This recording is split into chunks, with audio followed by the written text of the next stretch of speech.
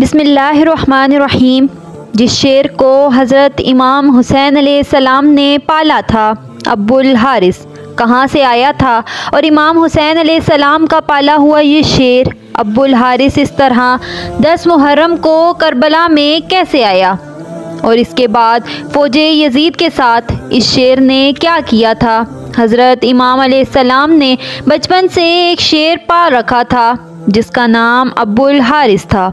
ये शेर हज़रत इमाम अलैहिस्सलाम को कैसे मिला, आज की इस वीडियो में मैं आपको ये तफसील के साथ बताऊंगी कि अब्बुल हारिस शेर कौन था और करबला में कैसे आया था और हज़रत इमाम हुसैन अलैहिस्सलाम ने इसको कैसे पाला था।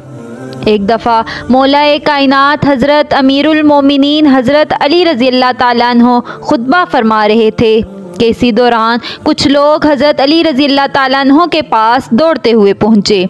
हज़रत अली रज़ियल्लाहु ताला अन्हु ने उनसे पूछा तो उन्होंने कहा कि एक शेर आपकी तरफ आ रहा है। हज़रत अली रज़ियल्लाहु ताला अन्हु ने फरमाया कि बैठ जाओ, ये शेर किसी को नुकसान नहीं पहुँचाएगा। ये बात अभी ख़त्म नहीं हुई थी कि एक बहुत बड़े शेर ने हज़रत अली रज़ियल्लाहु ताला अन्हु के कदमों में सर रखकर सलामी पेश की और इसके बाद उस शेर ने चंद दिन का अपना बच्चा हज़रत अली रज़ियल्लाहु ताला अन्हु की खिदमत में रखा। शेर ने अपनी ज़ुबान में हज़रत अली रज़ियल्लाहु ताला अन्हु से कहा, मौला मैं इस बच्चे की माँ हूँ, इसका बाप मर चुका है। इस शेरनी ने हज़रत इमाम अली रज़ियल्लाहु ताला अन्हु से कहा, मौला मैं चाहती हूँ कि ये पलकर जवान हो जाए और महफूज भी रहे।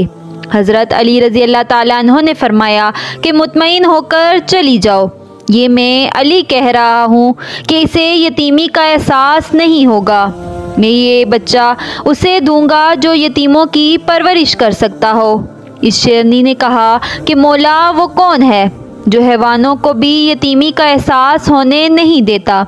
हज़रत अली रज़ियल्लाहु ताला अन्हु ने फरमाया कि मेरा एक बेटा है जिसका नाम हुसैन है, यतीमों की उससे ज़्यादा अच्छे से परवरिश कोई नहीं करना जानता। हज़रत अली रज़ियल्लाहु ताला अन्हु ने फरमाया, ऐ मेरे बेटे हुसैन, इस शेर के बच्चे को ले जाओ। इमाम हुसैन अलैहिस्सलाम ने उस चंद दिन के बच्चे को उठाया और सर पर शफ़क़त से हाथ फेरा और फरमाया कि आज से इस बच्चे का नाम अब्बुल हारिस है। अब्बुल हारिस की बचपन ही से हज़रत हुसैन अलैहिस्सलाम के साथ दोस्ती हो गई थी। वो हर जगह हज़रत इमाम हुसैन अलैहिस्सलाम के साथ रहता था। इस शेर को हज़रत इमाम हुसैन अलैहिस्सलाम से इंतहाई मोहब्बत और अकीदत थी। जब ये शेर बड़ा हो गया तो कुछ लोग हज़रत अली रज़ियल्लाहु ताला अन्हु के पास आए और कहने लगे, हज़रत अली अब ये शेर बड़ा हो गया है, हमें इस शेर से डर लग रहा है, कहीं ये किसी को नुकसान न पहुंचा दे। हज़रत अली रज़ियल्लाहु ताला अन्हु घर तशरीफ़ लाए और हज़रत हुसैन अलैहिस्सलाम से फरमाने लगे, बेटा मैं नहीं कह रहा बल्कि अरब के कुछ लोग कह रहे हैं कि अब्बुल हारिस अब जवान हो चुका है, अब उससे हमें ख़तरा है। बेटा अब्बुल हारिस को अब आज़ाद कर दो। ये सुनना था कि हज़रत हुसैन अलैहिस्सलाम की आंखों में आंसू आ गए।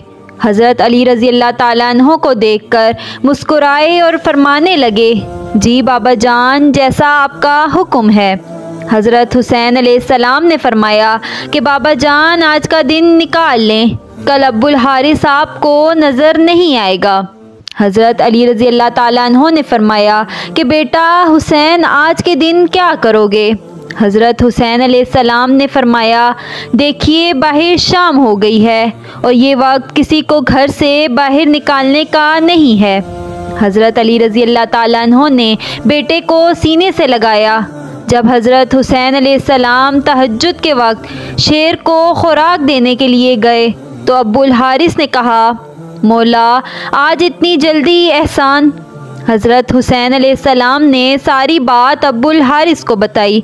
अब्बुल हारिस ने बोला, ठीक है मौला मैं चला जाऊंगा, लेकिन एक शर्त है। हज़रत हुसैन अलैहिस्सलाम ने फरमाया, क्या शर्त है। अब्बुल हारिस ने कहा कि एक दफ़ा मुलाकात ज़रूर हो। روایات میں آتا ہے کہ حضرت حسین علیہ السلام نے فرمایا کہ تاریخ یاد رکھنا، 10 محرم الحرام 61 ہجری میدان کربلا کے ٹیلے کے پاس سے تمہیں ایک آواز آئے گی، بس اسی آواز پر چلے آنا، مجھ سے ملاقات ہو جائے گی۔ ابو الحارث نے کہا کہ مولا آواز کون دے گا؟ آپ؟ حضرت حسین علیہ السلام نے فرمایا نہیں ابو الحارث۔ تو ابو الحارث نے کہا آپ کے بھائی عباس آواز دیں گے۔ حضرت حسین علیہ السلام نے فرمایا نہیں۔ تو پھر حضرت حسین علیہ السلام روئے اور فرمایا ہماری اماں فضا تمہیں آواز دے گی۔ آج بھی میدان کربلا میں وہ جگہ موجود ہے جہاں بی بی فضا نے ابو الحارث کو آواز دی تھی۔ حضرت حسین علیہ السلام نے جب ابو الحارث کو آزاد کیا تو فرمایا کہ ابو الحارث ملک عراق چلے جاؤ، وہاں پر نینوا کا ایک جنگل ہے، اس جنگل کا شیر بادشاہ مر چکا ہے، تم وہاں جاؤ اور وہاں جا کر بادشاہی کرو۔ یوں حضرت حسین علیہ السلام کا حکم مان کر ابو الحارث مدینہ سے چلا گیا۔ وہ عاشورہ کی شام تھی جب حضرت حسین علیہ السلام شہید ہو گئے۔ حضرت حسین علیہ السلام کی شہادت کے بعد عمر بن سعد کا حکم تھا کہ حضرت حسین علیہ السلام کی لاش پر گھوڑے دوڑائے جائیں اور لاش مبارک کو پامال کیا جائے۔ یہ آواز سن کر اہل حرم میں قیامت برپا ہو گئی۔ جیسے ہی اس فوج میں یہ اعلان ہوا تو بی بی فضا حضرت زینب علیہ السلام کے پاس آئی اور کہنے لگی اے میری سیدہ، اے میری پاک سیدہ، رسول خدا حضرت محمد صلی اللہ علیہ وآلہ وسلم کے ایک صحابی تھے جو سمندر میں سفر کر رہے تھے، اس کی کشتی ٹوٹ گئی اور وہ اس کشتی کے ایک ٹکڑے کا سہارا لے کر ایک جزیرے میں پہنچا۔